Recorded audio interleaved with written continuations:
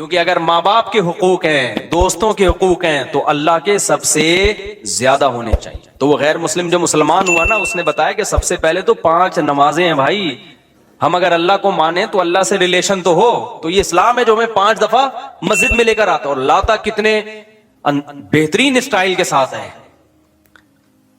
کیسے بہترین انداز کے ساتھ لاتا ہے اسلام. یہ بھی ہو سکتا تھا کہ خام خواہ کی قربانی دلوائی جاتی کہ 5 دفعہ تم نے الٹے لٹکنا ہے تاکہ پتہ چل جائے تمہارا اللہ سے کیا ہے، ریلیشن ہے. تو یہ بھی تو قربانی ہوتی کہ نہیں ہوتی؟ لوگ دلوا رہے ہوتے ہیں.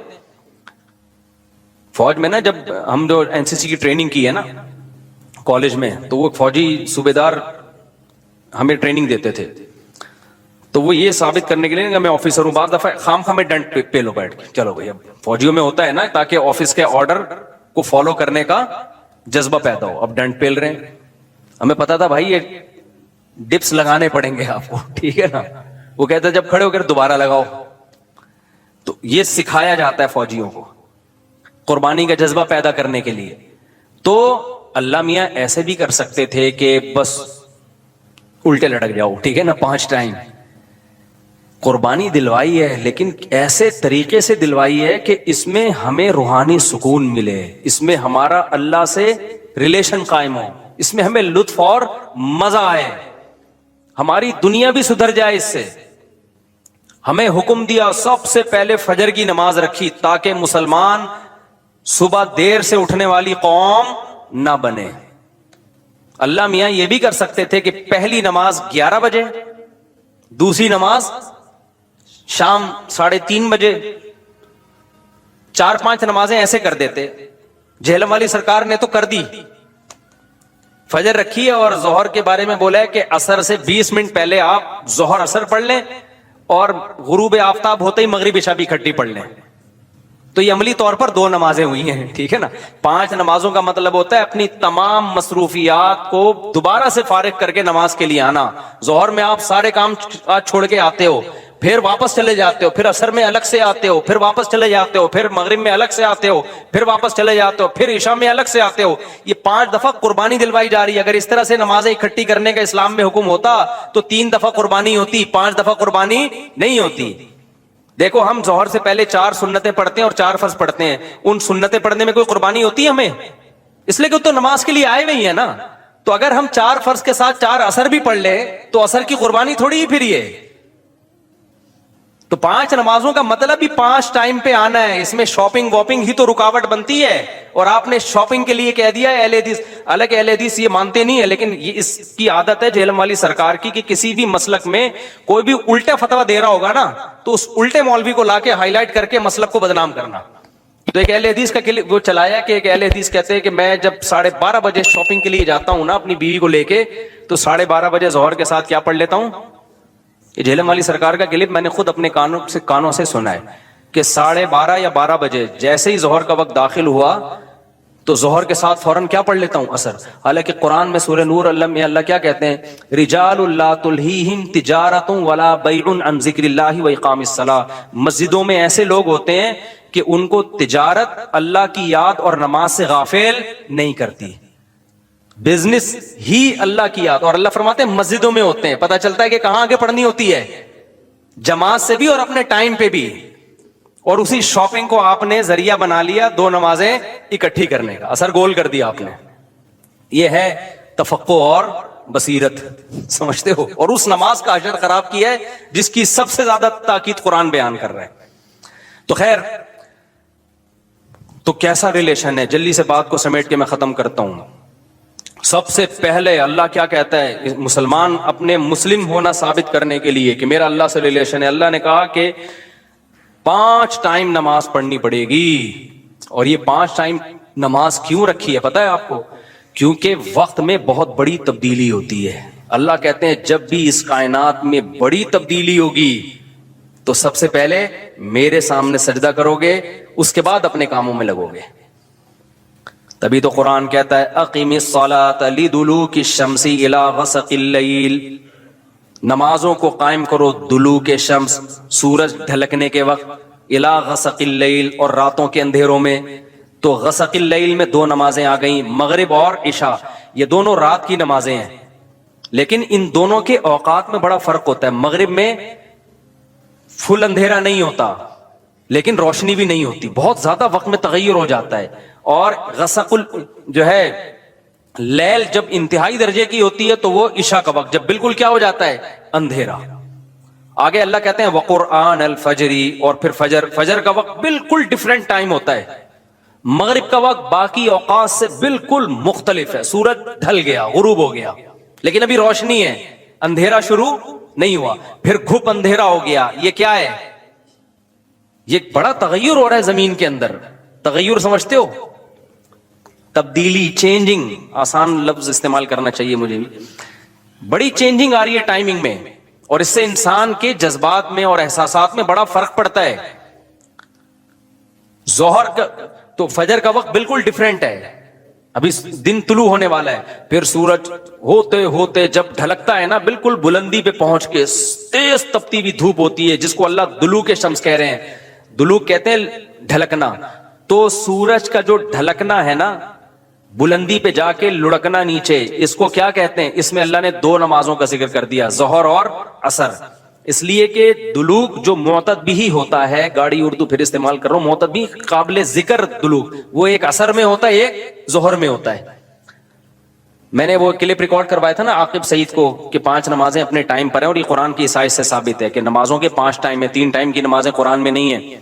تو اس پہ میں نے کہا تھا کہ دلوک شمس ہے نا, سورج کا ڈھلکنا, تو معتد بھی ڈھلکنا, قابل ذکر ڈھلکنا ایک ظہر کے وقت ہوتا ہے, ایک عصر کے وقت.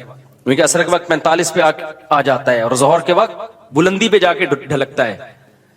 تو اس کے نیچے کے لوگوں کے کمنٹس آئے ہوئے تھے کہ اگر قرآن کا یہ مطلب ہے ڈھلکنے کے وقت, تو پھر تو ہر وقت سورج ڈھلک رہا ہے. سمجھ میں آیا پاگل کسے کہتے ہیں؟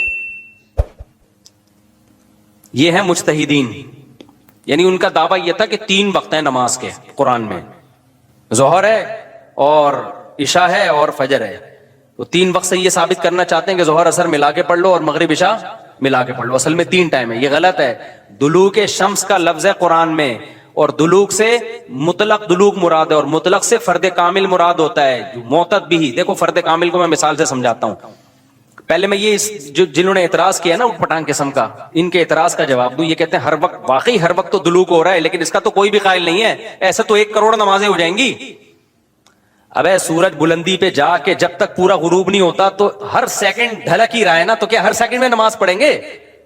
تو ظاہر ہے قرآن وہ بات کرے گا جو انسانوں کے فہم کے مطابق ہوں گی. تو اس سے صاف پتہ چلتا ہے وہ ڈھلکنا مراد ہے جو قابل ذکر ڈھلکنا ہو. تو قابل ذکر ڈھلکنا, جس کو اصطلاح میں کہتے ہیں معتد بھی ڈھلکان, وہ جب ہے جب بلندی پہ جا کے پہلی دفعہ ڈھلکنا شروع ہو اور پھر 45 کے زاویے پہ آ جائے.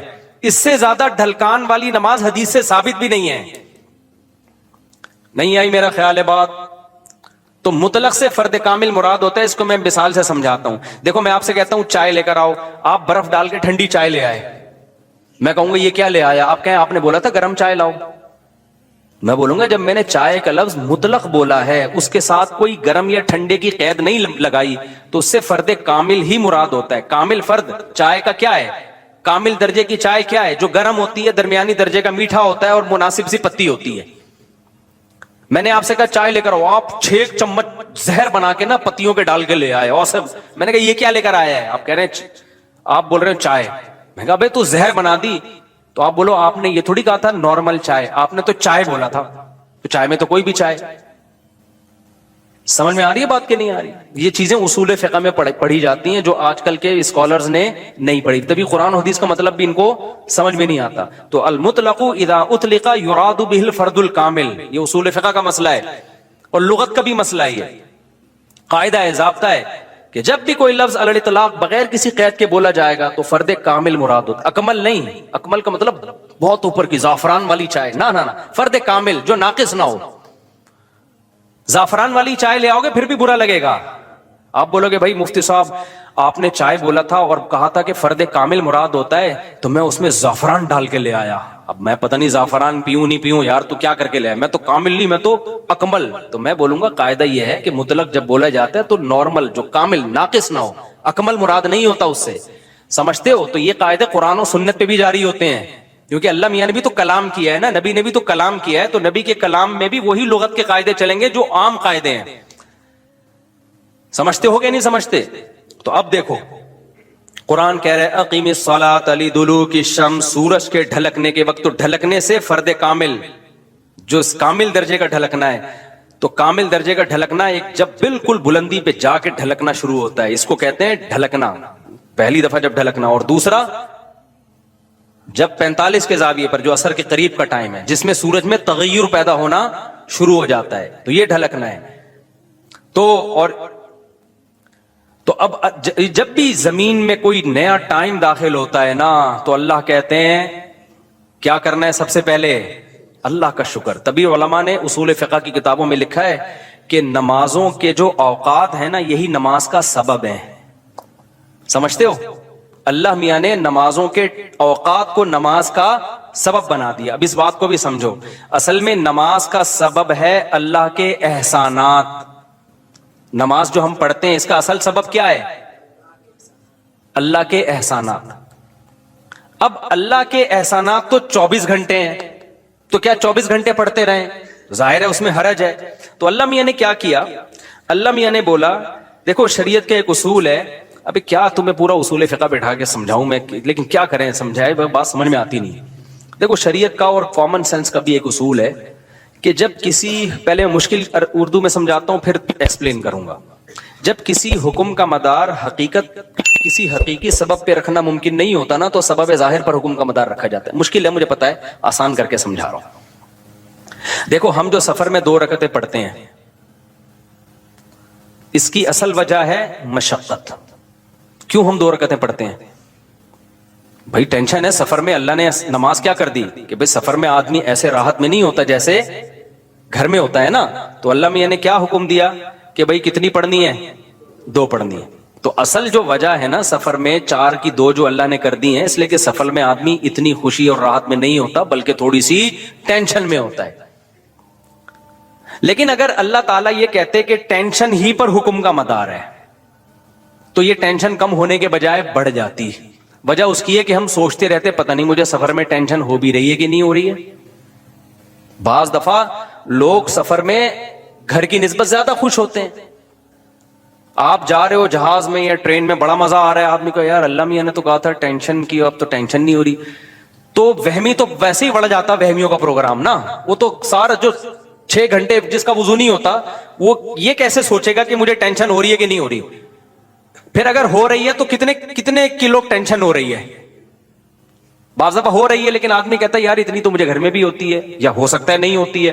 تو اسلام ان بکھیڑوں سے نکال کے اللہ میاں نے کیا کیا, بھائی سفر سبب ہے ٹینشن کا اور ٹینشن سبب ہے نماز کا. تو اصل سبب تو ٹینشن ہے, لیکن اگر ٹینشن پہ میں نے ڈال دیا نا مدار, تو یہ ٹینشن کم نہیں ہوگی بڑھے گی. لہذا سفر پہ ڈال دیا میں نے. اب سفر ہوگا تو چھوڑ دو, ٹینشن ہے یا نہیں وہ 2 پڑھا کرو. نہیں ہے بات میرا خیال ہے. تو یہ ٹینشن سے بچانے کے لیے اللہ نے کہہ دیا اب سفر میں چاہے انجوائے بھی کر رہا ہوں نا آدمی, تو بھی ہم کتنی پڑھتے ہیں؟ 2 پڑھتے ہیں. اور مقام پہ جتنی مرضی ٹینشن میں ہوں پھر بھی پوری 4 پڑھتے ہیں. تو یہ اصول, اور یہ دنیا میں بھی یہ اصول چلتے ہیں. سمجھتے ہو کہ نہیں سمجھتے؟ تو یہاں بھی اللہ نے کیا کیا, اللہ میاں نے فرمایا اصل میں تو تم پہ نماز فرض ہے اس لیے کہ میرے احسانات تم پر بہت ہیں. اب وہ احسانات تو ہر وقت بولو ہوتے رہتے ہیں. اب ہر وقت احسانات ہیں تو اب ہر وقت پڑھتے ہیں نماز, وہ تو ناممکن ہے. تو اللہ میاں نے کہا کہ بھئی دیکھو اللہ کے احسانات میں جو تجدد ہوتا ہے نا, جدت آتی ہے, وہ ٹائم کے لحاظ سے آتی ہے. ہماری پوری زندگی کا نظام کس سے چل رہا ہے؟ ٹائم سے چل رہا ہے. تو وقت جیسے ہی تبدیل ہوتا ہے نا, ایک نئی نعمت کا ظہور ہوتا ہے. تو تبدیلی وقت پہ حکم کا مدار رکھ دیا اللہ تعالیٰ نے. ٹائم جیسے جیسے چینج ہوگا تو سمجھ لو کہ اللہ کی نئی نعمت مل رہی ہے تمہیں, تو اس نئی نعمت پہ شکرانے کے لیے تم نے کیا کرنا ہے؟ نماز پڑھنی ہے. تو ٹائم چینج ہوتا ہے. تو ٹائم جو ہے نا, اب ٹائم تو 24 گھنٹے میں ہر سیکنڈ میں چینج ہو رہا ہے. تو وہی بات ہے, اللہ نے کہا ہر سیکنڈ میں چینج ہو رہا ہے, لیکن دلوک شمس والا ٹائم اور رات والا ٹائم اور وقرآن الفجر, فجر والا ٹائم, یہ اس میں ٹائم میں بڑا تغیر آتا ہے. تو بڑا تغیر آتا ہے تو نئی نعمت مل رہی ہے, اور لہذا جب نئی نعمت مل رہی ہے حقیقت میں نہ بھی مل رہی ہو اور حقیقت میں اس سے پہلے بھی مل رہی ہو نہیں, لیکن اب فرض یہ کر لیا گیا ہے کہ جب ٹائم چینج ہوگا تمہیں نئی نعمت ملے گی, اور نئی نعمت ملے گی تم پر لازم ہے کہ اللہ کا شکر ادا کرو آگے. تو اس لیے علماء نے اس مسئلے کو بڑا اچھا سمجھا, اصول فقہ میں ایکسپلین کیا ہے کہ نمازوں کا جو سبب ہے نا وہ کیا ہے, اوقات کی تبدیلی. جیسے 2 رکعتوں کا سبب سفر ہے, حالانکہ اصل میں نہیں ہے, اصل میں تو کچھ اور ہے, لیکن اب اللہ نے کیا بنا دیا سفر کو. تو ایسے ہی نمازوں کے واجب ہونے کا سبب کیا ہے, وہ وقت میں بڑی تبدیلی. تو یہ 5 ٹائم اس زمین پر ایسے ہیں جس میں بڑی تبدیلی ہوتی ہے, اور ان بڑی تبدیلیوں سے انسان کو اللہ کی نعمتوں کا احساس ہوتا ہے. اگر یہ ٹائم رک جائے نا تو ہماری زندگیوں کی رنگینیاں ختم. صرف فجر ہی کا ٹائم ہو, ظہر میں جو الگ سی انسان کی فیلنگ ہوتی ہے, عصر میں الگ فیلنگ ہوتی ہے, مغرب میں الگ, انجوائے کرتا ہے انسان لائف کو. نہ ہر وقت اسے مغرب کا ٹائم چاہیے, اسے عشاء بھی چاہیے, لیکن ہر وقت عشاء نہیں چاہیے. اسے فجر کی بہاریں بھی چاہیے, لیکن ہر وقت فجر کی بہاریں نہیں چاہیے. اسے دوپہر کی چلچلاتی دھوپ بھی چاہیے, ہر وقت نہیں چاہیے. شام کی ٹھنڈی چھاؤں بھی چاہیے جو عصر کے ٹائم ہوتی ہے. اور کیسے سمجھائیں میرے بھائی, میرے پاس اس کے علاوہ تبھی تو 5 نمازیں, تو 2 نمازیں اکٹھی بیٹھی نہیں ہوتی, سمجھ رہے ہو, کیونکہ اوقات 5 ٹائم چینج ہوتے ہیں اور بڑی تبدیلی آتی ہے. تو 3 ٹائم کیوں پڑھ رہے ہو بھائی تم نماز؟ باقی قرآن و حدیث کے حوالے کیا ہیں وہ میں انشاءاللہ بھی ریئیکشن ریکارڈ کرواؤں گا, اس پہ وہ آ جائیں گے. تو میرے بھائی, تو یہ اسلام ہے جو ہمیں کہتا ہے کہ جب وقت میں بڑی تبدیلی ہوگی تو تمہیں اللہ کی نعمت کو واقعی ہوتا بھی ہے. آپ رات کو سو جاؤ ٹائم پہ, صبح صادق کا وقت جب ہوتا ہے نا, نیند پوری ہوتی ہے, خدا کی قسم دل میں ذرا سی بھی اللہ کی محبت کا جذبہ ہونا تو انسان کے دل میں اللہ کی محبت کی چنگاریاں پیدا ہوتی ہیں صبح کے ٹائم کو دیکھ کے کہ میرے رب نے مجھے رات کو سلا دیا اور بالآخر اب سورج دوبارہ سے نکل کے اپنی ذمہ داری پوری کرنے والا ہے. دل چاہتا ہے اللہ کو راضی کروں, اٹھوں, میں اللہ کے سامنے جاؤں. ہم تو پوستیوں کی طرح, میجورٹی تو سو رہی ہوتی ہے نا, اٹھتی 12 بجے کم وقت, اس کو کیا پتا وہ صبح اور وہ چھاؤں ستاروں کی اور وہ نور. شاعر نے کہا تھا, اگلا مصرع بھول گیا کیونکہ نبی میں رٹا لگا کے یاد کیا تھا 9th کلاس میں اردو ادب میں. وہ صبح اور وہ چھاؤں ستاروں کی اور وہ نور, دیکھے تو غش کرے ارینی گوئے اوجے تور. واہ واہ, اب یاد آ گیا. آپ کو سمجھ میں نہیں آیا ہوگا کیونکہ اردو برباد ہو رہی ہے. شاعر نے کہا ہے ارینی, موسیٰ علیہ السلام نے کوہ طور میں کہا تھا نا ارینی, اے اللہ مجھے اپنا جلوہ دکھا.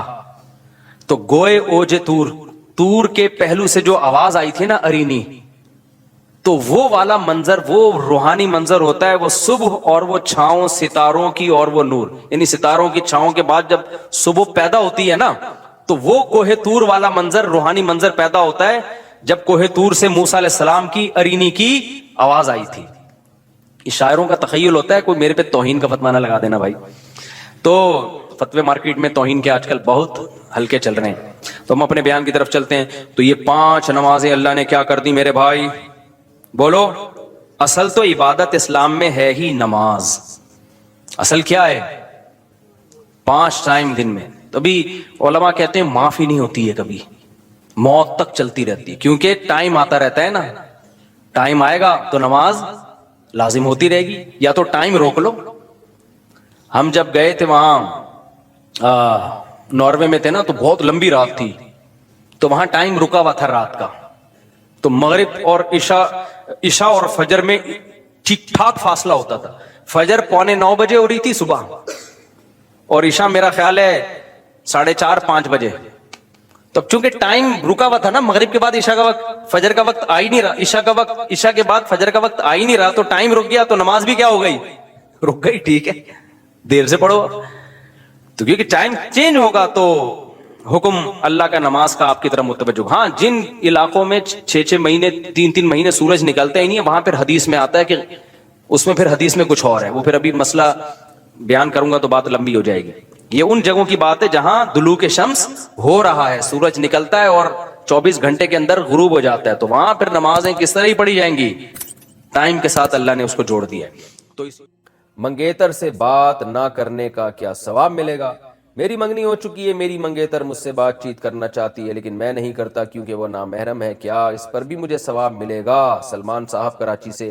کیوں نہیں ملے گا سلمان صاحب, منگیتر سے اگر آپ بات چیت نہیں کرتے تو یہ بڑی تقوی کی بات ہے، اور ہر گناہ سے بچنے کا ثواب ہوتا ہے۔ اگر آپ کو گناہ کا موقع ملے اور آپ گناہ پھر بھی نہ کریں تو یہ بہت ثواب کی بات ہے۔ اللہ آپ کو استقامت نصیب فرمائے، اور آپ کی منگیتر کو اللہ تعالیٰ عقل بھی عطا فرمائے اور دین پر چلنے کی توفیق بھی عطا فرمائے۔ کیا عشاء کے صرف 4 فرض پڑھ سکتے ہیں؟ اگر کوئی عشاء کی نماز لمبی ہونے کی وجہ سے چھوڑ دیتا ہے تو اگر وہ صرف 4 فرض پڑھ لے تو کیا اس کی عشاء کی نماز ہو جائے گی؟ اسی طرح اگر عصر کی بھی صرف 4 رکعت فرض پڑھ لے تو کیا اس کی نماز ہو جائے گی؟ کوئی گناہ تو نہیں ہوگا؟ حنا صاحبہ بہاولپور سے۔ جی حنا صاحبہ، بالکل فرض نماز ہو جائے گی۔ 17 رکعتیں سوچ کے نماز ہی چھوڑ دینا عشاء کی، یہ تو بہت بڑا ظلم ہے۔ تو 4 فرض یہ بہت زیادہ ضروری ہیں۔ اگر کوئی سنتیں نہیں پڑھ رہا، صرف 4 فرض پڑھ لیتا ہے تو فرض تو ذمے سے ساقط ہو گئے نا، ورنہ فرض چھوڑنا تو کبیرہ بہت بڑا گناہ ہے اسلام میں۔ تو کسی بھی طرح ہو فرض بہرحال پڑھے۔ باقی عشاء کے بعد 2 سنتیں مؤکدہ ہیں تو وہ بھی پڑھ لے، کیا جا رہا ہے اس میں، وہ بھی مؤکدہ ہیں۔ کبھی کبھار چھوڑ دیں تو کوئی حرج نہیں ہے، لیکن چھوڑنے کا معمول بنا لینا اس میں گناہ کا خطرہ ہے، ایسا شخص قابل ملامت ہے، نبی کی شفاعت سے محروم ہونے کا خطرہ ہے۔ تو اس لیے 2 سنتوں کو کبھی معمول بنانا چاہیے، کبھی کبھار چھوٹ جائے تو کوئی حرج نہیں ہے، لیکن بہرحال 2 سنتوں میں اور 4 فرض میں زمین آسمان کا فرق ہے۔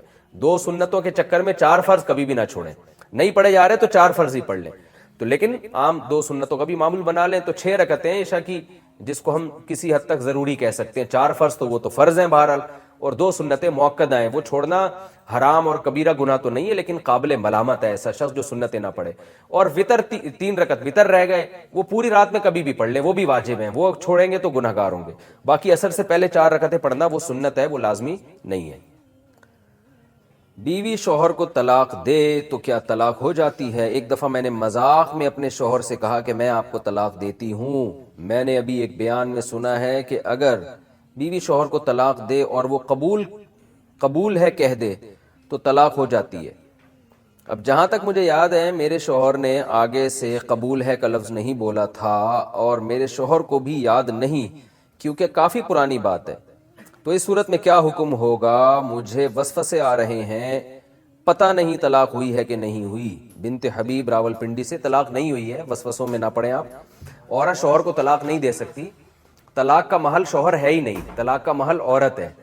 تو اگر عورت طلاق دے گی بھی تو اپنے آپ کو دے گی، اور پھر شوہر قبول کرے گا کہ ہاں بھی ٹھیک ہے، یعنی تم نے اپنے آپ کو طلاق دی تو میری طرف سے قبول ہے، یعنی گویا میں نے نافذ کر دی اس کو، تو ہوگی، ورنہ شوہر طلاق کا محل نہیں ہوتا۔ تو عورت 100 دفعہ بھی شوہر کو مذاق کیا سیریس بھی طلاق دے دے تو طلاق واقع نہیں ہوتی۔ لیکن اگر شوہر کو کہے میں نے آپ کو طلاق دی اور شوہر آگے سے قبول ہے، تو یہ مسئلہ مجھے اس وقت ذہن میں اس کا جواب موجود نہیں ہے، تو یہ مسئلہ کبھی دوبارہ پوچھیں تو میں انشاءاللہ تحقیق کر کے بتاؤں گا۔ لیکن آپ کی کنڈیشن یہ نہیں ہے، آپ کی کنڈیشن تو یہ ہے کہ آپ کو پتہ ہی نہیں کہ شوہر نے قبول ہے کہا ہے کہ نہیں کہا، تو جب تک پتہ ہی نہیں ہے تو آپ کی طرف آپ کی طلاق بہرحال واقع نہیں ہوئی ہے، آپ اس میں وسوسوں کا شکار نہ ہوں۔ پہلے میں 12 ربیع الاول کا بتاؤں کہ یہ ہے کیا۔ 12 ربیع الاول نہ تو رسول اللہ صلی اللہ علیہ وسلم کی پیدائش کا دن ہے اور نہ ہی آپ کی وفات کا دن۔ اس دن کا اسلام میں کوئی سرے سے سر پاؤں ہے ہی نہیں، سمجھ رہے ہیں؟ کچھ بھی نہیں ہے یہ۔ کیوں نہیں ہے؟ اتنے لوگ مناتے ہیں، اتنے لوگ کرتے ہیں، لوگوں کے منانے پر گورنمنٹ کی طرف سے کوئی پابندی نہیں ہے، اس لیے مناتے ہیں لوگ۔ اتنے سارے علماء کی تقریریں آتی ہیں اس دن کی فضیلت پر، تو وہ اس لیے آتی ہیں کہ تقریروں پر بھی گورنمنٹ کی طرف سے کوئی پابندی، بولو بھائی، تو لوگ دیکھتے ہیں گورنمنٹ کی طرف سے پابندی ہے یا نہیں ہے، اس کو فوکس کرتے ہیں۔ شریعت کیا کہتی ہے یہ تو وہی فالو کرے گا نا جو شریعت کو فالو کر رہا ہو، جو دیکھتا ہو کہ قرآن و سنت کیا کہتے ہیں۔ ائمہ مجتہدین جن کی قرآن و سنت پہ گہری گرفت تھی، وہ کیا کہتے ہیں؟ وہ اخپل طریقے سے اسلام کو پیش، بولو بھائی، نہیں کرے، اخپل طریقہ نہیں چلتا۔ آج بہت سے معاملات میں پتہ ہی نہیں چل رہا ہے کہ ان کا لائف اسٹائل یا ان کا مذہب ہے کیا۔ اخپل طریقہ تو ہر ایک کا، بلوچوں کی الگ روایات ہیں، مہاجروں کی الگ ہیں، پنجابیوں کی الگ ہیں، پٹھانوں کی الگ ہیں، تو اخپل کو لے کے چلنا ہے تو پھر تو ہر قوم کا الگ کلچر، ہر قوم کی الگ روایات۔ اسلام کو دیکھنا ہے تو پہلے میں 12 تاریخ کے بارے میں آپ کو بتا دوں۔ ہمارے پاس جو دلائل ہیں وہ سب سے پہلے قرآن ہے، ایسا ہی ہے نا؟ الحمد سے لے کے والناس تک پورے قرآن میں کہیں بھی نہیں لکھا ہوا کہ نبی صلی اللہ علیہ وسلم 12 تاریخ کو پیدا ہوئے۔ آپ کہہ سکتے ہیں تو بہت سی چیزیں نہیں لکھی، تو چلو جو نہیں لکھی وہ پھر حدیث میں آتی ہیں۔ احادیث ہم دیکھتے ہیں تو کوئی ایک صحیح روایت بھی، صحیح حدیث بھی اس بارے میں نہیں ہے کہ آپ صلی اللہ علیہ وسلم 12 ربیع الاول کو پیدا ہو۔ آپ کو معلوم ہے آج کل انگریزی تاریخوں سے عربی تاریخ اور عربی سے انگریزی نکالنا آسان ہے یا نہیں؟ آپ اپنی ڈیٹ آف برتھ لکھیں، گوگل سے پوچھیں کہ جس دن میں پیدا ہوا اس دن اسلامی تاریخ کیا تھی، گوگل بتائے گا کہ نہیں بتائے گا؟ گوگل بتا دے گا بھئی یہ بن رہی ہے۔ ایک دن کا فرق اس میں ہو سکتا ہے 29 اور 30 کی بیس پہ، یا مفتی منیب صاحب کی وجہ سے یا پشاور کی وجہ سے ایک آدھ دن کا فرق بولو بھائی ہو سکتا ہے، اس سے زیادہ نہیں ہوگا۔ اتنی بات پر پوری امت کا اجماع ہے، صحیح احادیث سے ثابت ہے کہ آپ صلی اللہ علیہ وسلم ربیع الاول میں پیدا ہوئے اور پیر کے دن پیدا ہوئے۔ اب میں ریاضی کی کیلکولیشن میں جاؤں گا تو بہت لمبا ٹائم ہو جائے گا، تو ریاضی دان سے پوچھ لیں آپ، تو جس سال آپ صلی اللہ علیہ وسلم کی پیدائش ہوئی وہ آپ کی وفات سے 63 سال پہلے تھا۔ راجح قول کے مطابق 63 سال کی عمر میں آپ صلی اللہ علیہ وسلم کا انتقال ہوا، اور اس سے پچھلے سال آپ نے جو حج کیا وہ حج جمعے کا دن تھا، تو جمعے کے دن 9 ذی الحجہ، اور اس سے اگلے سال آپ صلی اللہ علیہ وسلم کی وفات ہوئی ربیع الاول میں۔ تو کیلکولیشن کرنا آسان ہو گیا کہ نہیں ہو گیا؟ تو کیلکولیٹ کر کے دیکھیں گے اور 62 سال پیچھے جائیں گے تو کیلکولیشن کے حساب سے 12 تاریخ پیر کے دن بولو بھائی نہیں بیٹھ رہی۔ لیکن چلو کوئی ریاضی دان کھینچ تان کے کچھ 62 کو 63 کر دے، 63 کو 64 کر دے، کچھ کر آ کے چلو فرض کر لو کہ بھئی امکان تھا، تو ہم تو سب سے پہلے کسی بھی واقعہ کے لیے مورخین کو فوکس کرتے ہیں یا حدیث کو۔ ہسٹری سے جس چیز کا تعلق ہے وہ یا تو حدیث میں ہوگی یا تاریخ دان بیان کریں گے۔ تو مورخین کی رائے میں اچھا خاصا اختلاف ہے، تھوڑا بہت نہیں۔ ان میں کسی ایک رائے کو ترجیح دینا آپ کے لیے صرف تاریخ کو اگر دیکھو گے تو ممکن نہیں، حدیث کو دیکھو گے تو حدیث میں ہے ہی نہیں۔ تو اس بات کا امکان ظاہر کیا گیا ہے جو ماہرین محققین کہ 8 یا 9 ربیع الاول کا امکان زیادہ ہے آپ کی پیدائش کا دن ہو۔ تو ویسے بھی ایک بات ذہن میں رکھیں کہ اسلامی تاریخ میں جو بہت اہم ترین واقعات ہوتے ہیں جن کا ہماری پریکٹیکل لائف سے تعلق ہو، دو چیزیں ہوں، واقعہ اہم اور ہماری عملی زندگی سے تعلق، تو ایسے واقعے کی تاریخ یاد رکھنا یہ اسلام کی ذمہ داری ہے۔ بات آ رہی ہے سمجھ میں؟ یہ کس کی ذمہ داری ہے؟ اسلام کی، کیونکہ اس پہ عمل ہے۔ مثال کے طور پر رمضان کا چاند نظر آتے ہی اسلام آرڈر دیتا ہے کہ آپ نے کیا کرنا ہے؟ روزہ رکھنا ہے۔ اب ماہرین بھول گئے کہ یہ والا مہینہ ربیع الاول ہے، شوال ہے کہ رمضان ہے، کیلکولیشن کر رہے ہیں، بوکھلا گئے، مورخین کا اختلاف ہو گیا کہ یار یہ رمضان ہے کہ شوال ہے کہ ذی القعدہ ہے کہ ذی الحجہ ہے، تو ہمارے روزے کہاں گئے؟ بولو بھائی روزے گئے۔ اب شک کو شبہ کے ساتھ روزہ رکھیں گے کہ یار پتہ نہیں یہ رمضان ہے بھی کہ نہیں۔ آپ کہہ سکتے ہیں پہلی تاریخ میں تو اختلاف ہوتا ہے کہ فس رمضان ہے یا نہیں، اس اختلاف کا شریعت نے حل بتا دیا۔ الصوم یوم یصوم الناس، جس تاریخ کو لوگ سمجھیں کہ پہلی ہے تو وہ کیا ہے؟ پہلی ہے۔ جس تاریخ کو لوگ سمجھیں کہ پہلی نہیں ہے تو وہ کیا ہے؟ وہ نہیں ہے۔ اور حکومت کو کا فیصلہ کیا بنا دیا اس میں؟ معتبر۔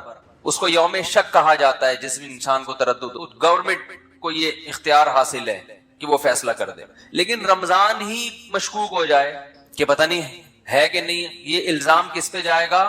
اسلام پہ، معاذ اللہ اللہ پہ، کہ اللہ نے رمضان کے روزے تو فرض کر دیے لیکن رمضان کی اللہ نے حفاظت نہیں کی۔ تاریخیں گول مول ہو گئی ہیں، گڑبڑ ہو گئی ہیں، آپس میں اتنے فرقے بن گئے کہ ان فرقوں کی وجہ سے اب تاریخ کا ہی نہیں پتا چلتا کہ یہ رمضان ہے یا شوال ہے، بیچ میں اتنے فرقے پیدا ہو گئے۔ تو اللہ نے وہ تمام چیزیں جن کا انسان کی پریکٹیکل لائف سے تعلق ہے، ان کی تاریخوں کی حفاظت کس کے ذمے ہے؟ اللہ کے ذمے ہے۔ وہ کبھی دائیں بائیں نہیں ہو سکتے، کیونکہ پوری امت نے ایک دن رمضان یعنی رمضان کے مہینے میں روزے رکھنے ہیں نا۔ پتہ چلا جی ان کا رمضان کوئی اور ہے، ہمارا رمضان کوئی اور ہے، اور ہم کنفیوز ہو گئے اصل رمضان کون سا ہے۔ تو یہ حفاظت کون کرتا ہے؟ حج ذی الحجہ میں ہوتا ہے۔ تو ذی الحجہ جب آتا ہے تو ہمیں پوری امت کا اجماع ہے کہ ذی الحجہ جب آئے گا تو واقعی وہ ذی الحجہ ہی ہوگا، کیونکہ اس کے تواتر کے ساتھ اس کی حفاظت کی گئی ہے، اس میں اختلاف نہیں پیدا ہونے دیا اللہ نے۔ جیسے قرآن میں اختلاف نہیں ہے، پوری امت کا قرآن ایک ہے یا نہیں؟ گرین کیا، وائٹ کیا، زور سے آمین، آہستہ آمین. جتنا بھی لبرل ہوگا بولے گا قرآن یہی ہے، کیونکہ اسی میں اختلاف ڈل جاتا. تو پھر ایک عامی آدمی کہتا ہے اللہ مجھے کیا پتا چلے گا کہ تو نے قرآن میں نظر کی حفاظت کا حکم دیا یا نظر اٹھانے کا، کیونکہ اس کے پاس جو قرآن ہے اس میں کچھ اور لکھا ہوا ہے، ادھر کچھ اور لکھا ہوا ہے، پتہ ہی نہیں چلتا. تو پھر یہ اسلام میں ایک فالٹ ہونے کی علامت ہوتی معاذ اللہ کہ یہ فالٹ کس کا ہے؟ بولو بھائی معاذ اللہ، یہ پھر اسلام کا فالٹ ہوتا، اس کو پتہ ہی نہیں ہے. عید الفطر کے دن کچھ احکامات ہیں، کیا ہے؟ روزہ رکھنے کی آپ کو اجازت نہیں ہے. ایک دن اسلامی تاریخ میں ایسا بھی آتا ہے، اس دن آپ کو غسل کرنا ہے. جو پورے سال نہیں نہائے ہوتے وہ سروس کرواتے ہیں اپنی. اس دن آپ نے مسجد میں آنا ہے، تکبیر کہنی ہے، 2 رکعت پڑھنے ہیں، شکرانے، عید مبارک. تو وہ پوری امت کا اجماع ہے کہ وہ کون سی شوال ہے؟ فرسٹ. اس میں اللہ نے اختلاف نہیں ڈالا. کیوں فرسٹ؟ ایسا نہیں کہ کسی فرقے کے نزدیک 5 شوال ہے، کسی فرقے کے نزدیک 6 شوال ہے، کسی فرقے کے نزدیک 3. یہ چیزیں اتنی تواتر کے ساتھ بیان کر دی گئی ہیں کہ اس میں اللہ نے ذمہ داری لیے گویا کہ میں اس میں امت میں اختلاف پیدا نہیں ہونی. تو بیسک ہے نا، بیسک میں ہی ہو گیا تو یہ عامی آدمی غیر مسلم تو پاگل ہو جائے گا. وہ تمہارا تہوار کون سا، میں تو یہی سمجھ میں نہیں آ رہا کیا خیال ہے، وہ تو پاگل ہو جائے گا نا. اسلام کے 5 ارکان ہیں، ان میں نماز ہے، نمازوں کے اوقات میں اختلاف نہیں ہے. اختلاف اگر ہے بھی تو افضلیت کا. سب کو پتا ہے ابھی ظہر کا وقت ہے، ساری دنیا میں جب یہ ٹائم آئے گا تو کون سا وقت ہوگا؟ ظہر کا. تو جو بیسک چیزیں ہیں جن کا ہماری پریکٹیکل لائف سے ان تاریخوں کا تعلق، اور قرآن میں اللہ نے فرمایا قل ہی مواقیت للناس والحج، چاند کی جو منزلیں ہیں ہم نے لوگوں کے عبادتوں کے اوقات کے لیے متعین کر دی ہیں. چاند کا گھٹنا بڑھنا، 12 مہینے، یہ سب کیونکہ اسلامی عبادتوں کا ان سے تعلق ہے. تو اگر 12 ربیع الاول کے دن اسلام کا کوئی حکم اس دن سے وابستہ ہوتا کہ نبی کی پیدائش پہ تم نے یہ کرنا ہے، تو اس پیدائش کے دن میں اللہ کوئی کنفیوژن نہ رکھتا. وہ تمام امت کا اتفاق ہوتا، بخاری مسلم کی صحیح حدیثیں ہوتی تواتر کے ساتھ کہ آپ صلی اللہ علیہ وسلم 12 تاریخ ہی کو پیدا ہوئے ہیں، جبکہ ہمیں اس بارے میں ایک حدیث بھی صحیح بولتے کیوں نہیں بھائی؟ اب لوگ مجھے کہتے ہیں اس کی کیا دلیل ہے کہ ایک بھی صحیح حدیث نہیں ہے. جو دعویٰ کرتا ہے دلیل اس کے ذمے ہوتی، جو انکار کرتا ہے دلیل اس کے ذمے بولو نہیں. میں نے 70 بھائی کو 1 لاکھ روپے دیے، وہ پی گئے. اللہ معاف فرمائے کوئی 70 بھائی بیٹھے ہوں تو ان کے علاوہ کی بات کر رہا ہوں. وہ میرے خلاف عدالت میں کیس کیا، میں نے ان کے خلاف عدالت میں کیس کیا، انہوں نے 1 لاکھ روپے لیے، 70 بھائی نے کہا نہیں لیے. عدالت گواہ کس سے مانگے گی؟ دلیل مجھ سے. تم نے جو دیے اس کی کیا دلیل ہے؟ میں عدالت سے کہتا ہوں اس سے پوچھو اس نے نہیں لیے، اس سے دلیل مانگو. تو نہیں لینے کی کوئی دلیل لے سکتا ہے؟ عدالت کیا گواہ پیش کرو کہ تم نے نہیں لیے. میں کہوں گا بھائی سارا دن 24 گھنٹے کون میرے ساتھ چپکا رہتا ہے جو دیکھتا رہے کہ میں نے ایک نہیں لیے؟ نہیں لی، دلیل اس کے ذمے ہے جو دعویٰ کرتا ہے. بھائی اصل تو یہی ہے کہ کسی نے کسی سے پیسے نہیں لیے. جو کہتا ہے کہ لیے ہیں تو اس کے ذمے ہے کہ وہ گواہ پیش کرے. نہیں لینے پہ گواہ نہیں، کسی کام کے کرنے پہ دلائل ہوتے ہیں، نہ کرنے پہ دلیل نہیں ہوتی. کوئی گواہی دے دے گا کہ اس نے نہیں لیے، وہ کہے گا پتہ نہیں بھائی ہو سکتا ہے لے لیے ہوں، مجھے کیا پتا، میرے سامنے نہیں. اس پہ تو گواہی ہوگی کہ میرے سامنے نہیں لیے. باقی چھپ کے لیے ہو، گندے نالے میں بلا کے لیے ہو، W11 میں بلوایا ہو، یا کہیں چھاؤں میں آ کے لیے ہوں، یا پتلی گلی سے میں دیے ہوں، اس کا ہمیں نہیں پتا. تو میں جو یہ دعویٰ کر رہا ہوں کہ 12 ربیع الاول آپ کا یوم پیدائش ہے، یوم وفات، اس پر کوئی صحیح حدیث نہیں ہے. تو جو دعویٰ کرتا ہے نا کہ صحیح حدیث ہے، اس کے ذمے لازم ہے کہ وہ صحیح حدیث پیش کرے گا. تو ہم بتائیں گے یہ صحیح ہے یا کیا ہے، پھر ہم مدعی ہوں گے، پھر ہم بتائیں گے کہ جس کو آپ صحیح کہہ رہے ہو وہ صحیح نہیں ہے. اس پہ یہی اعتراضات ہیں، یہی اشکالات ہیں. تو پہلی دلیل کوئی صحیح حدیث نہیں. دوسری دلیل اگر یہ اس دن میں کوئی عمل ہوتا تو اللہ اس دن کو محفوظ رکھتے. سمجھ رہے ہیں؟ اس میں امت میں اتنا بڑا اختلاف نہ ہوتا. تیسری بات جو میں جلدی مختصر بیان کروں گا، میں پھر میں آیت کی تفسیر کو آج زیادہ فوکس کروں گا. تیسری دلیل یہ ہے کہ دیکھو رسول اللہ صلی اللہ علیہ وسلم نے پیر کے دن روزہ رکھا ہے. صحابہ نے پوچھا آپ کیوں رکھتے ہیں؟ آپ نے فرمایا میرا یوم ولادت ہے. تو آپ نے اپنے یوم ولادت میں روزہ رکھا پیر کے دن، 12 ربیع الاول کو نہیں، 12 کو یا 9 کو یا 8 کو نہیں. کس دن رکھا؟ پیر. حالانکہ آپ صلی اللہ علیہ وسلم کی عادت شریفہ یہ تھی کہ کسی کے یوم ولادت کو آپ کسی بھی لحاظ سے اہمیت نہیں دیتے تھے، لیکن پھر بھی پیر کے دن کو آپ نے اہمیت دی کہ روزہ رکھا، جو اپنے مزاج کے خلاف کیا آپ نے یہ کام. اس میں یہ حکمت، شاید آپ کو یہ علم ہو کہ میری امت آنے والی ہے جو میرے یوم ولادت کو باقاعدہ تہوار کے طور پہ منانا شروع کر دے گی، تو روزہ رکھ کے آپ نے اس میں تہوار کے کانسیپٹ کو ختم کر دیا. کیونکہ کسی بھی قوم کا روزہ اور تہوار ایک دن میں جمع نہیں ہوتا. رمضان ختم ہوتا ہے تو عید آتی ہے، رمضان میں عید نہیں آ سکتی. ارے عید جو ہے، عید جب روزے ختم ہوتے ہیں تو عید ہوتی ہے نا، اور ایسے ختم ہوتے ہیں کہ اس دن روزہ رکھنا بھی حرام ہو جاتا ہے. تو یوم ولادت کو آپ نے روزہ رکھ کے بتا دیا کہ اس میں سیلیبریشن کا کوئی تصور نہیں، اس کو سیلیبریٹ نہیں کیا جا سکتا، یہ تہوار نہیں ہے. تہواروں میں روزے نہیں رکھے جاتے. عید الفطر تہوار، بقرعید تہوار، جمعے کا دن بھی ایک قسم کا تہوار ہے جس میں سب جمع ہوتے ہیں. تینوں دن میں روزہ رکھنا منع. عید کے دن تو حرام، بقرعید میں حرام، شیطان روزہ رکھتا ہے. اور جمعے کے دن حرام تو نہیں ہے، ناپسندیدہ ہے. کوئی پہلے سے رکھتا آ رہا ہے تو رکھے، خاص جمعے کی فضیلت کی بیس پہ روزہ رکھے گا. صحیح بخاری مسلم کی حدیث، آپ صلی اللہ علیہ وسلم فرمایا لا تختصوا یوم الجمعۃ بصوم، جمعہ کے دن کو روزے کے ساتھ خاص مت کرو. عید کا عنصر ہے نا، نہا دھو کے 2 رکعت پڑھتے ہیں، جمع ہوتے ہیں، خطبہ ہوتا ہے، وہی سارے کام ہو رہے ہیں جو عید میں ہوتے ہیں. پیر کے دن آپ نے روزہ رکھا، اس کا کیا مطلب ہے؟ اس میں تہوار یا عید کا تصور ختم. لہذا اس کو عید میلاد النبی بولتے کیوں نہیں؟ کیا ہو گیا؟ عید میلاد النبی نہیں کہہ سکتے اس کو آپ، یہ عید کا دن نہیں ہے، ورنہ روزہ نہ ہوتا.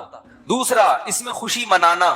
تو نبی صلی اللہ علیہ وسلم نے پیر کا روزہ رکھ کے بتا دیا کہ میرے یوم ولادت کو خوشی نہیں منائی جا سکتی، کیونکہ خوشی منانا کھا پی کر کھلا کر ہوتا ہے، روزہ رکھ کے نہیں ہوئی. کبھی آپ نے دیکھا شادی ہوئی ہو، یار بہت خوشی ہو رہی ہے، یار کچھ ہو جائے، یہی ہوتا ہے نا، تو آپ فوراً کیا کہتے ہیں؟ یار آج خوشی میں رات کا کھانا چھوڑ دو، میں بھی نہیں کھاؤں گا، تم بھی.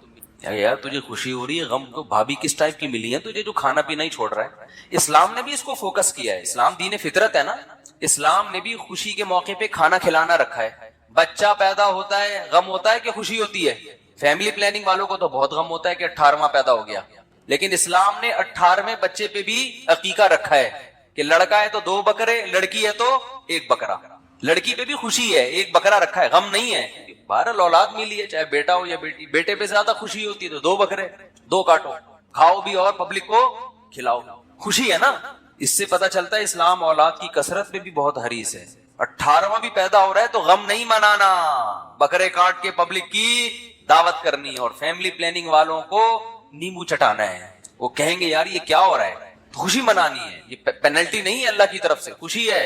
وہ تمہارا دستے بازو بنے گا، وہ تمہاری معیشت میں ترقی کا ذریعہ اور سبب بنے گا. فیملی پلاننگ والے بتاتے ہیں ایک اور آ گیا کھانے والا، غربت اور بڑھے گی. او بھائی وہ 2 ٹانگیں اور 2 ہاتھ لے کے پیدا ہوا ہے، وہ اتنا کھائے گا نہیں جتنا پبلک کو کھلائے گا. اس کو جوان ہونے دو، بچپن کا زمانہ جلدی گزرے گا، پھر جوانی یہ کھائے گا بھی اور طبیعت سے کھلائے گا بھی، اور مرے گا تو ڈھیر ساری وراثت بھی چھوڑ کے جائے گا. اس لیے معیشت کا یہ اصول جو آپ کو کیلکولیشن بتائی جاتی ہے نا کہ جتنی آبادی بڑھے گی تو وسائل کم ہوں گے، یہ اصول جرمنی میں نہیں پڑھائے جاتے، یورپ میں یہ نہیں پڑھائے جاتے، یہ ہمیں پرانے پوسیدہ اصول پڑھائے جاتے ہیں. وہاں کے جو میں نے کتابوں کے حوالوں کے ساتھ پیش کیے تھے کہ اب جو اکنامکس کے جو جدید تحقیق ہے وہ یہ ہے کہ جتنا کمانے والے ہوں گے نا، آپ کی معیشت اسی اسپیڈ سے ترقی کرے گی، کہ وسائل کی کمی نہیں ہے دنیا میں. بجلی کو روتے تھے، اب سورج کی شعاؤں سے کتنی بجلی پیدا کی جا رہی ہے. واپڈا والوں کو لوگ بجلی بیچ رہے ہیں، تو کہہ رہے ہیں یار تمہارے پاس بجلی نہیں، آؤ میرے چھت پہ بہت پلیٹیں لگی ہوئی ہیں لے جاؤ. تو اتنے وسائل بڑھ رہے ہیں کہ آپ کی سوچ ہوگی. اور پتہ نہیں زمین میں کیا کچھ ابھی دفن ہے جو زمین میں ابھی اگلا نہیں ہے. وقدر فیہا اقواتہا، اللہ فرماتے جب میں نے زمین کو بنایا تو جتنے لوگوں نے قیامت تک اس کے لیے اس میں آنا تھا نا، ان سب کی ضرورات کا انتظام میں نے زمین میں پہلے کر دیا. قدر فیہا اقواتہا، یہ قرآن کے الفاظ ہیں. جو کہتے ہیں یہ کائنات اتفاق سے بنی ہے، وہ فیملی پلاننگ کو مانے نہ مانے ان کا ہیڈ ایک ہے. جو کہتے ہیں بنایا ہے، ہم تو کہتے ہیں بنایا ہے، بنی نہیں ہے. تو مجھے ایک بات بتاؤ، جب بنایا ہے تو جب آپ کے گھر مہمان آتے ہیں، 6 آدمی آئیں گے تو کھانا کتنے کا پکتا ہے؟ 10 کا، 8 کا. تو جب اللہ نے انسانوں کو پیدا کرنا ہے تو ان کی ضرورت کا سامان کم رکھے گا یا زیادہ پہلے سے رکھ دے گا؟ جو خدا ہے اس کو یہ خیال نہیں، اور اس کے بنے میں انسان جو ہے نا جب وہ مہمان بلاتے ہیں تو 6 کے بجائے 8 کا پکاتے ہیں احتیاطاً, کہ کچھ لوگ مفت دیکھ کے پھوڑنا بھی شروع کر دیتے ہیں نا. تو اس لیے فیملی پلاننگ والے کو لفٹ کرانے کی بالکل بھی ضرورت نہیں ہے. یہ خود بھی ڈوبے تمہیں بھی برباد کریں گے. ان کا اپنا فیملی نہیں ہے تو سسٹم کہاں سے ہوگا؟ کہہ رہے فیملی پلاننگ, وہ پلان کر کے فیملی ختم کر دیا آپ نے. ایک آدھ بچے کو فیملی تھوڑی کہتے ہیں. خاندان کا مطلب خاندان لفظ بتا رہا ہے کہ کچھ ہو. ہزار گز کے بنگلے خریدے جا رہے ہیں, اس میں پبلک ہی نہیں. مجھے ایک صاحب اپنے گھر میں لے گئے اسلام آباد میں, بہت بڑا بنگلہ, یہ کمرہ, یہ بیڈ روم, یہ فلانا, یہ اس کے لیے, یہ اس کے. میں نے کہا بندہ تو ہے نہیں آپ, ایک بیوی, ایک بچہ, ایک عدد ابا, ایک عدد اماں, تو کیا ضرورت ہے یار اس کے لیے؟ ویسے ہی کرائے پہ لے لیتے, رینٹ پہ کوئی جگہ لے لیتے. اتنے بیڈ روم, اتنے دیواریں کھا رہی ہیں, کھاتی ہیں دیواریں. گھر افراد سے بنتا ہے. خیر کیا بات چل رہی تھی جی؟ ہاں تو میں یہ عرض کر رہا تھا, یہ فیملی پلاننگ پہ آتا ہوں تو پھر گھوم جاتے ہیں. آپ کے فائدے کے لیے, میرا کوئی فائدہ نہیں ان تقریروں میں, کیونکہ میں دیکھ رہا ہوں لوگوں نے اپنی زندگیاں برباد کر دی. بچوں سے گھر میں رونق ہے یار, آنکھوں کی ٹھنڈک ہے. بچے ہی نہ ہو گھر میں, آپ دوسروں کے بچوں کو دیکھ کے پریشان ہوتے, یار اتنے بچے کیسے سنبھالتا ہے. وہ اس لیے کہ وہ آپ کے نہیں ہیں, اس کے ہیں. آپ کو برے لگ رہے ہیں. جب اپنے ہوں گے تو کیسا نیلا پیلا ہو. دیکھو بچوں کو نظر بد سے بچانے کے لیے مائیں اور کیا کیا کیا ہوا ہوتا ہے. میں بعض دفعہ بچوں کو دیکھتا ہوں, کسی کے بچے, اپنے بچے تو سب کو مجھے بھی اچھے لگتے ہیں, تو میں ان ماؤں سے کہتا ہوں اس میں نظر لگنے کی کوئی چیز ہی نہیں ہے. کہتے ہیں مولوی صاحب دم کر دیں نظر نہ لگے. بھائی اس میں کوئی چیز ہی نہیں ہے, نہ اس کا رنگ ہے, نہ اس کی کوئی پلکیں ہیں, کوئی بڑی بڑی ہو خوبصورت پلکیں, نہ ناک ہے. لیکن ماں کو ڈر ہوتا ہے, اس کی نظر میں وہ اس کا بیچارہ جیسا بھی ہو وہ سمجھ رہی ہوتی ہے اس سے زیادہ حسین دنیا میں کوئی ہے ہی نہیں. بھائی نہیں, میں ان کو بتاتا ہوں یہ نہیں, یہ دوسروں کی نظریں اتار دے گا. جس کو نظر لگنے کا خطرہ ہے اس کو لے جا کے بٹھا دو.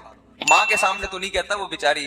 تو جب اپنے ہوں گے میرے بھائی, اس سے زیادہ آپ کو اچھا دنیا میں کوئی نہیں لگے گا. زین للناس حب الشہوات من النساء والبنین.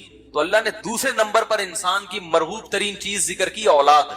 پیغمبر یعقوب علیہ السلام اولاد کے بچھڑنے پر ساری زندگی روتے رہے ہیں, اور اسی اولاد جیسی نعمت کو آپ روک رہے ہو. بربادی ہے خدا کی قسم.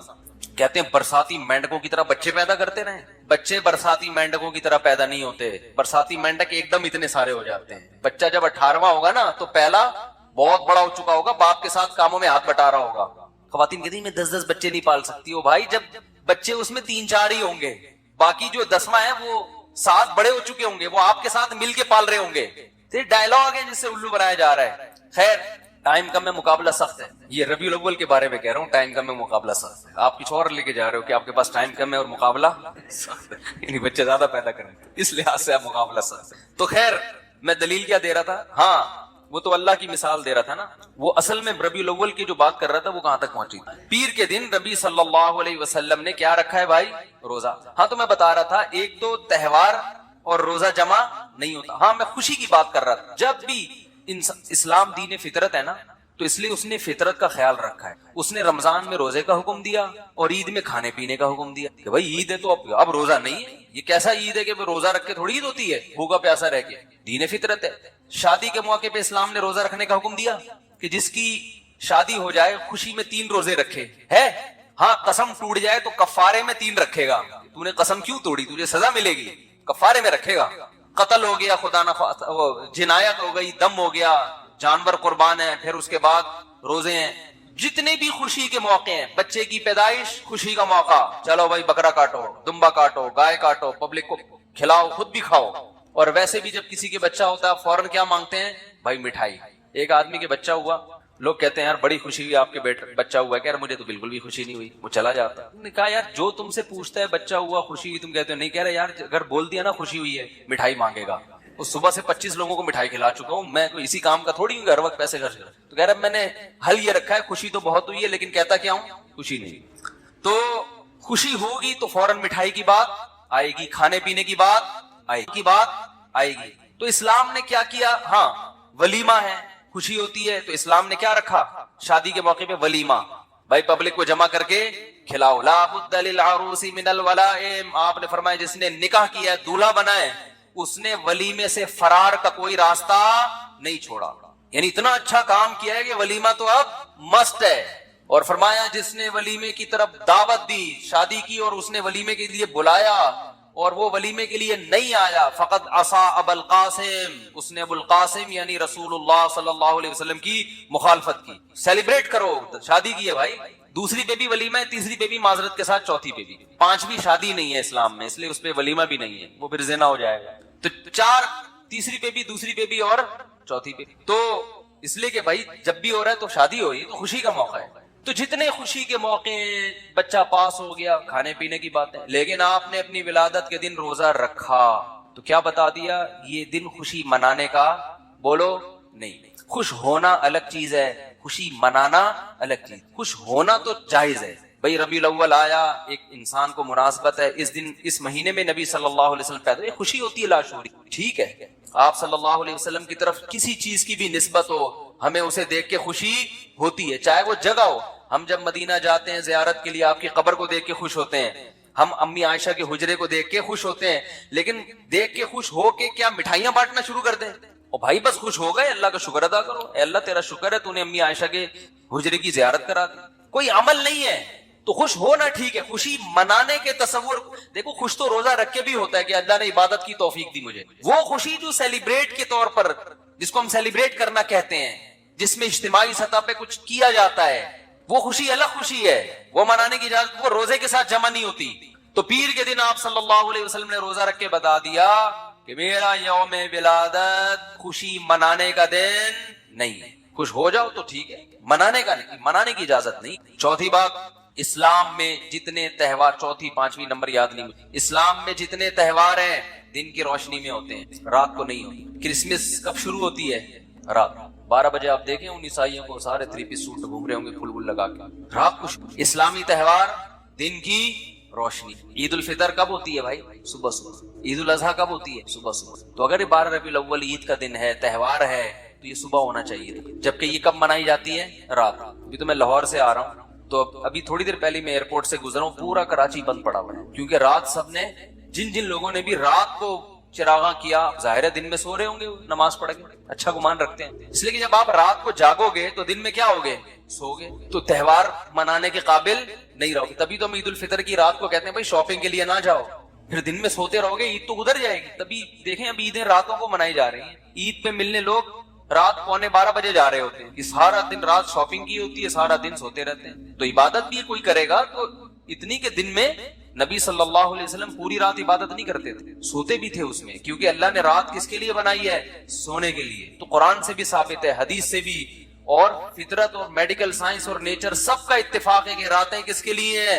सोने के लिए, चिरागा करने के लिए।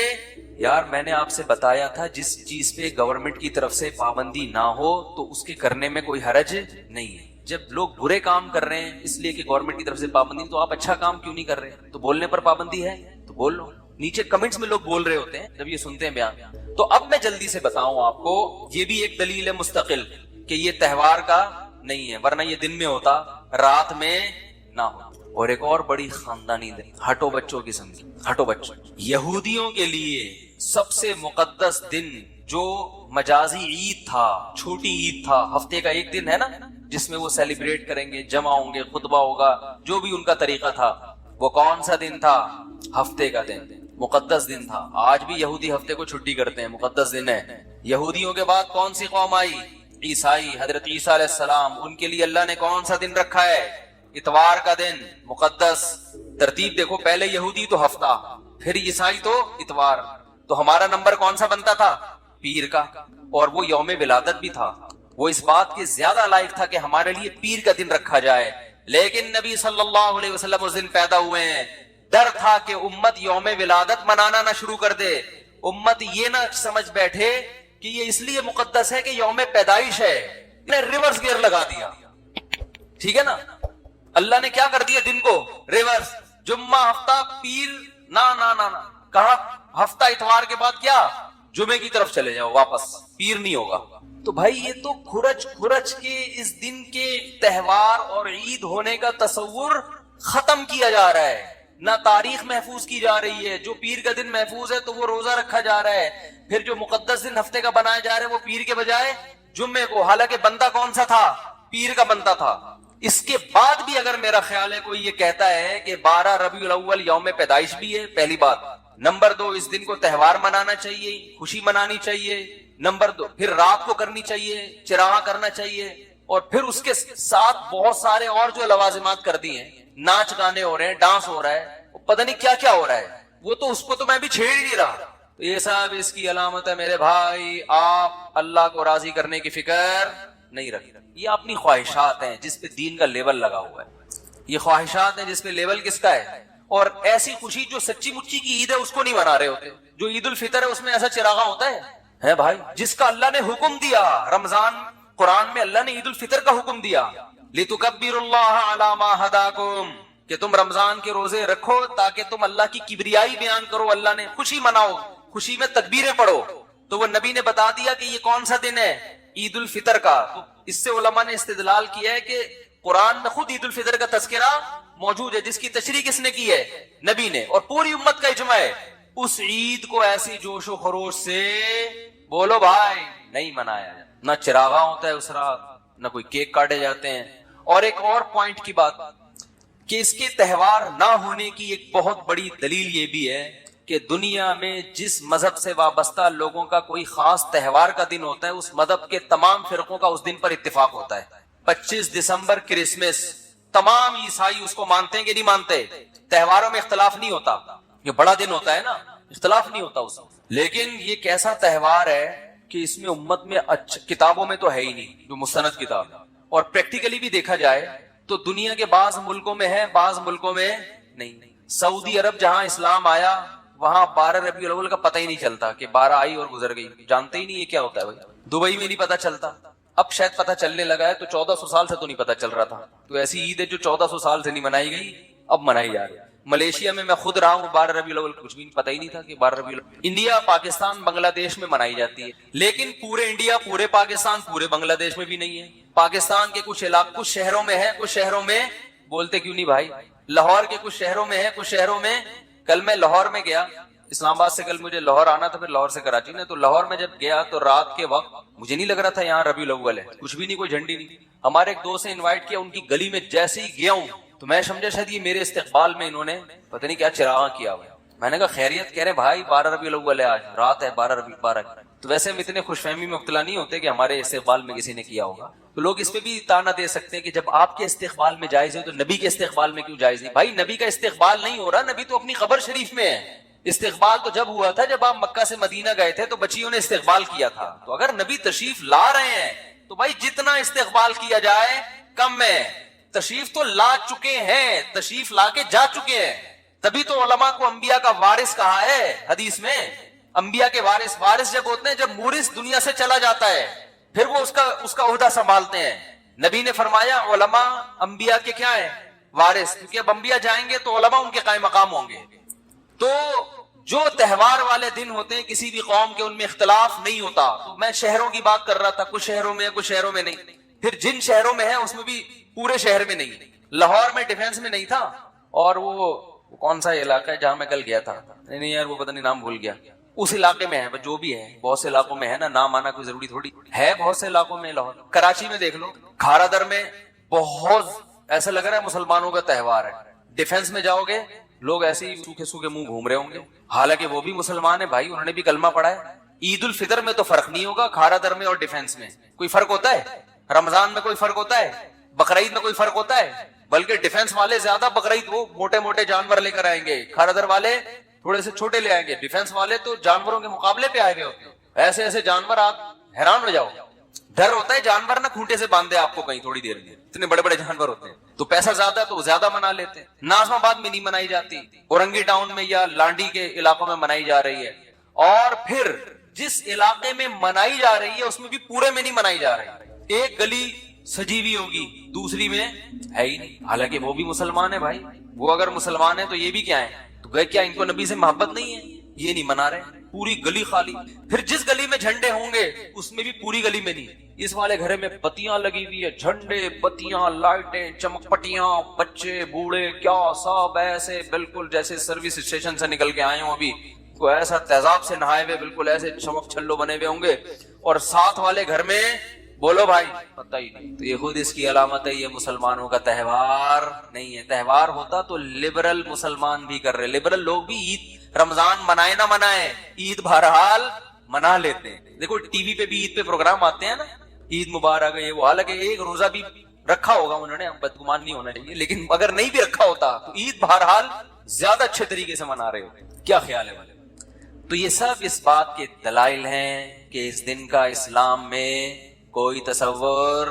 باقی ربیع الاول آنے سے آپ کو اچھی بات ہے بھائی, نبی کا مہینہ ہے, نبی پیدا ہوئے, بہت اچھی بات. دل میں ایک دھڑکن تیز ہو جائے, ایمان کی علامت.